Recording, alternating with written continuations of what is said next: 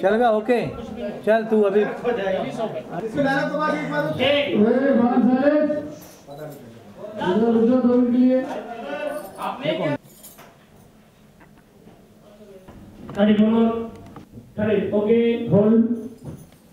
तो बेसिकली ये सीन से पहले ईशानी मेरे पास आती है और नैना का रिश्ता लेकर आती है बेसिकली, और उसे पता नहीं होता है कि मैं आरवी हूँ। तो जब वो फेस टू फेस फाइनली आती है तो उसे पता लगता है कि ये तो आरवी है और उसी के पास मैं रिश्ता लेकर आई हूँ।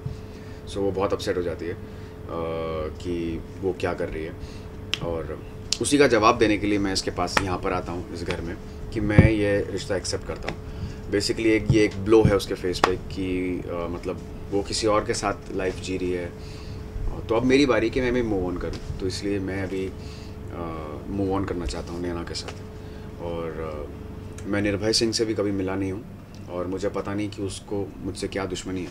सो मैं ऐसी कूलली मिलने के लिए जाता हूँ निर्भय सिंह से, और वहाँ पर मैं एक पैतरा फेंकता हूँ कि हम जो शादी करेंगे वो सिर्फ गुजराती रस्मों के हिसाब से करेंगे, और उसमें जो टीके की जो रस्म होती है वो दुल्हन का भाई नहीं बल्कि दुल्हन की भाभी करती है, यानी कि ईशानी।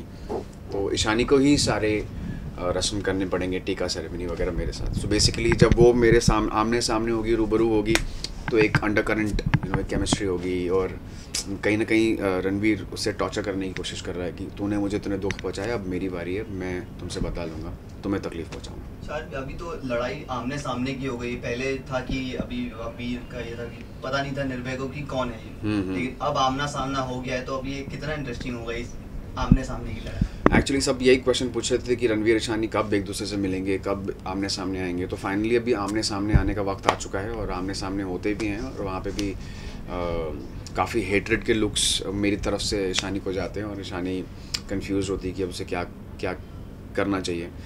सो अभी बहुत सारे सीन्स आएंगे जहाँ मैं और ईशानी साथ में दिखाई देंगे, और बहुत सी केमिस्ट्री नज़र आएगी, बहुत सा प्यार दिखाई देगा रणवीर की तरफ से, जो कि अंडर करंट होगा, जो कि दिखाएगा नहीं, लेकिन वो एक हेट्रेड के तौर पे एक उसका प्यार होगा।